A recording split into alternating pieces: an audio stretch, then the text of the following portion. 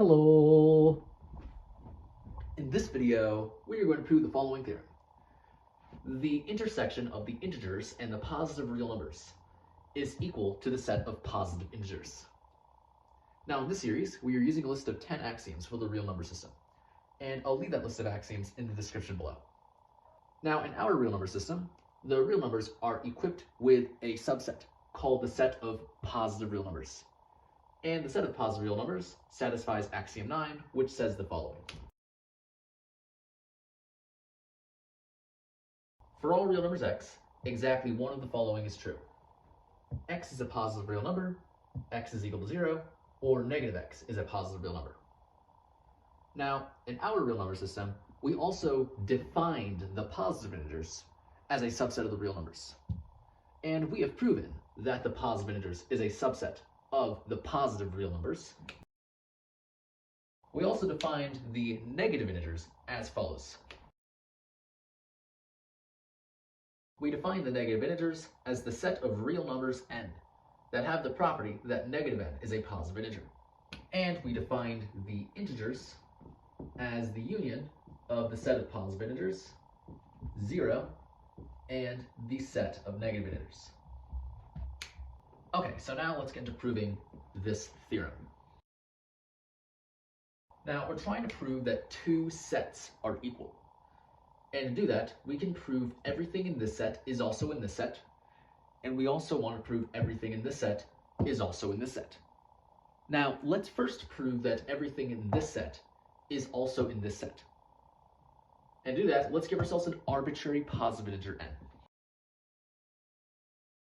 From here, the whole goal is to show that n belongs to the intersection of the integers and the positive real numbers. Now, by definition of the integers, we see that every positive integer is an integer. So the positive integers is a subset of the integers. So since n is a positive integer, this tells us that n is an integer. But also, since we know the positive integers is a subset of the positive real numbers, well, since n is a positive integer, that tells us n is a positive real number. So, since n is an integer and n is a positive real number, these two facts tell us that n belongs to the intersection of the integers and the positive real numbers. So we have shown if n is any positive integer, then n belongs to the intersection of the integers and the positive real numbers. So that tells us that the positive integers is a subset of the intersection of the integers and the positive real numbers. So now let's prove the other direction. Now we want to show every element of this set belongs to this set. And to do that, let's give ourselves an arbitrary element of the intersection of the integers and the positive real numbers. I'll call that element n. From here, the whole goal is to show that n is a positive integer. Now, since n belongs to the intersection of these two sets, that tells us that n is an integer and n is a positive real number. Now, since n is a positive real number, well then by axiom 9, if we take x to be n, well then exactly one of the following is true. N is a positive real number, n is equal to 0, or negative n is a positive real number. So since we know n is a positive real number, this tells us we can't have any of these two true. So we must have n is not equal to 0 and negative n is not a positive real number. Now remember, the whole goal is to show that n is a positive integer. And to show that, assume for a contradiction we instead have that n is not a positive integer.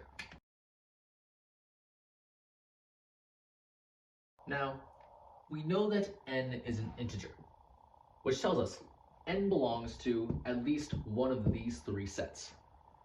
Well, we know that n isn't equal to 0, so n doesn't belong to this set. And we also know n is not a positive integer, so n doesn't belong to this set. So that tells us n must belong to this set. So n must be a negative integer.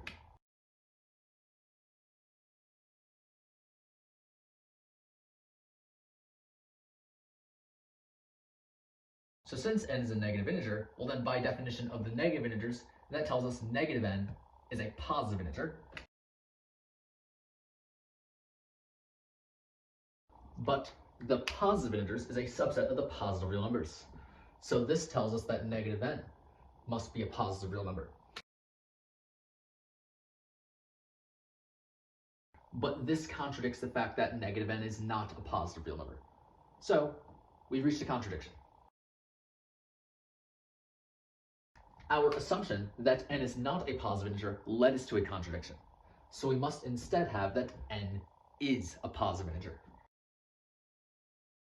And so we have shown if n is any element of the intersection of the integers and the positive real numbers, then it follows that n is a positive integer. So we have shown that this set is a subset of the positive integers. And so these two inclusions imply that the two sets must be equal. So this completes the proof. And so yeah, that's pretty much it for this video.